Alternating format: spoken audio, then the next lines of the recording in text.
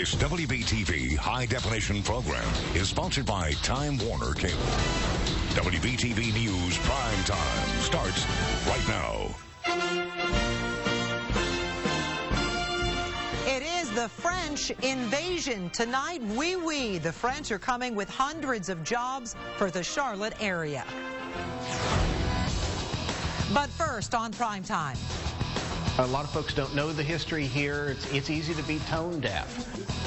It is a seemingly innocent action, but people watching Charlotte's history say sending kids to school on Martin Luther King Day may tear open wounds that have hardly healed. Thanks for joining us on Prime Time. It's good to have you here. I'm Maureen O'Boyle. If perception is reality, the Charlotte-Mecklenburg School District has some work to do. Right now, the district is taking flack from the NAACP for using Martin Luther King Day as a make-up snow day. The organization tells parents to fight back, even keep their kids home if necessary. We're going to be writing, asking parents and other leaders and members of the community to email our board members and appeal to them to please come together and change that date. But we're also going to be appealing to the community for, to keep their children home.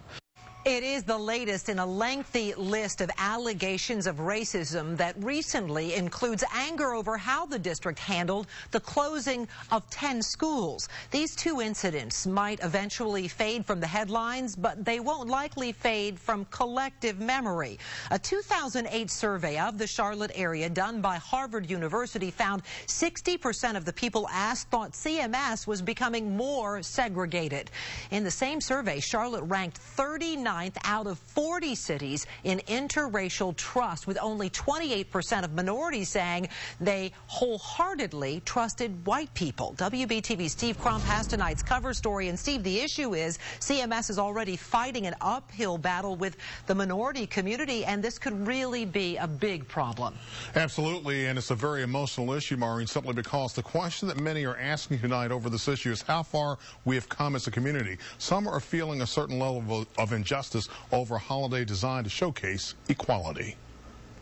On the day that Charlotte celebrates the Martin Luther King Jr. National Holiday, CMS is planning to hold classes. This sends a message of insensitivity. The message comes in an environment where Charlotte is at the bottom of the barrel nationally when it comes to interracial trust. A lot of folks don't know the history here. It's easy to be tone deaf. Tom Hanchett and staffers at the Levine Museum in the New South are installing the last pieces of its Courage exhibit, which deals with the community issues of racial trust. People are looking for respect, and our history, unfortunately, is one of not enough respect. Respect can emerge through public displays, but emotions also run deep. Some people are angry, and they're not even sure why.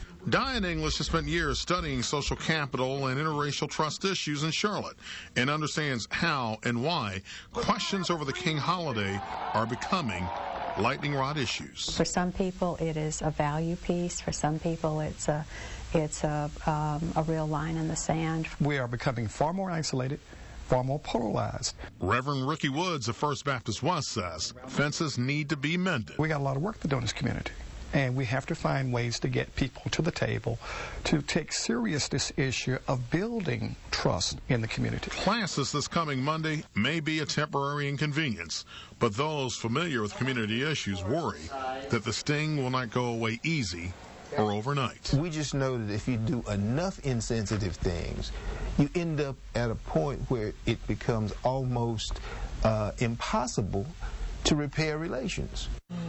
Now, we share the findings of that study that ranks us so low with the CMS spokesperson today, but get no response. But the question tonight, Maureen, is the decision to hold classes coming Monday. Will it be short-lived, or will there be long-lasting effects? In other words, will the public have a very long memory? Yeah, and we're going to see what happens on Monday if parents do, in fact, keep their kids at home. In South Carolina, Steve, one lawmaker is trying to make sure students never have to go to school on Martin Luther King Day or on a day that has a drastically different meaning. That story is is coming up at 7:15. We've got some new information now on a shooting in Lancaster County, Sky 3 over Shiloh Unity Road here. 2 men shot, and it appears to have been a family dispute over property lines. The alleged shooter is one of the victim's father and the other victim's father-in-law. Right now, Dwight Evans is charged with attempted murder. The conditions of his kin unknown right now. A French company is bringing 550 jobs to Charlotte. Capgemini is a consulting firm, and it's getting some major tax breaks to set up shop here. The jobs will be brought in over the next 3 years, pay an average of $62,000 a year.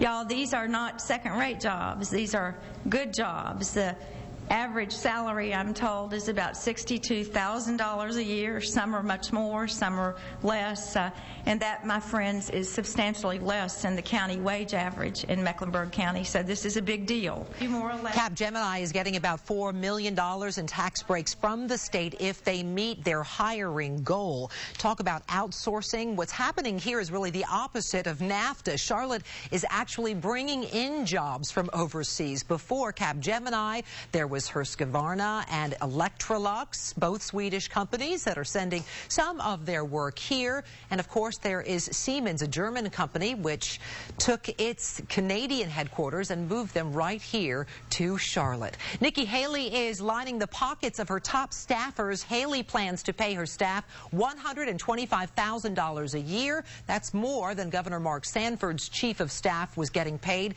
It's also $20,000 more than the governor will make.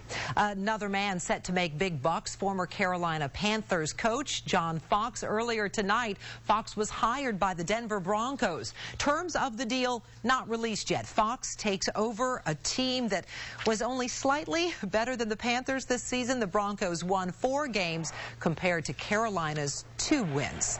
Well, things are finally getting back to normal today here at Charlotte Douglas after days and days of flight delays. Most of those delays were U.S. Airways flights. Today, we found customers calling for some sort of compensation.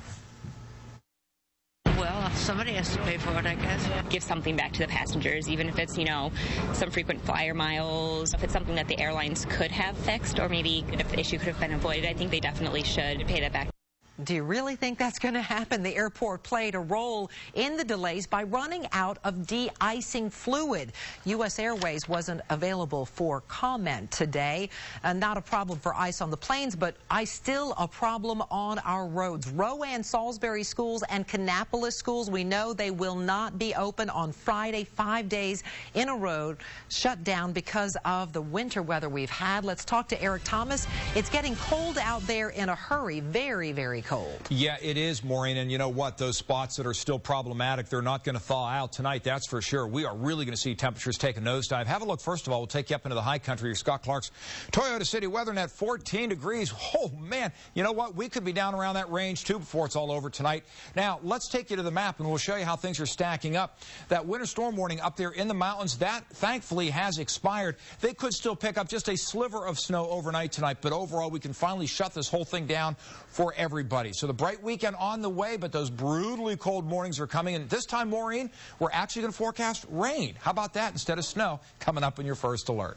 Eric, thank you. It will be next week before prosecutors decide if anyone will be charged in this beautiful little girl's violent and horrible death. 5-year-old Michaela Woodard, she was killed by 2 pit bulls in Waxhaw yesterday morning. The dog's owner could be facing involuntary manslaughter, even second-degree murder charges. Meanwhile, at Waxhaw Elementary School, where Michaela attended kindergarten, well, they are preparing to deal with a flood of questions from the kids who were her classmates. At such a young age, they don't understand the finality of death, and so we will be kind of giving them the facts at their level and kind of letting them, taking their lead. They're not going to truly understand it for probably a couple years as to what really happened. so horrible. Charges will depend on whether prosecutors can prove the owner knew the dogs were a risk to the community. A pile of rubble here in uptown Charlotte. As big of a mess as that is, it is supposed to represent only 1/1,000,000% of the rubble that is still left behind from the earthquake that hit Haiti 1 year ago this week. The United Methodist Church put up this display to try to recruit volunteers to help clean up some of the 25 million cubic yards of rubble still left behind in that country. Eric Lewis survived the quake that killed 230,000 people. He lives in Raleigh now after spending 4 months in a Chapel Hill burn unit. Well, for Lewis, the anniversary of the earthquake is another day to be thankful that he's still alive. He was walking home from work when the earth shook beneath him. He happened to be passing a gas station which suddenly exploded. He still got some pains. It is not completely healed. Lewis lives in Raleigh with his wife. You see them there. They hope, though, someday to return to their homeland of Haiti.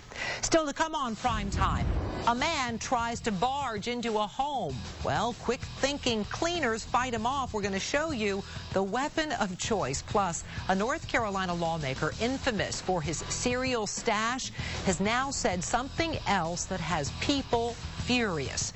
And South Carolina leaders want to make sure kids are never in school on Martin Luther King Day. But there's another day they want to preserve as well. This is WBTV News Primetime. Back right after this.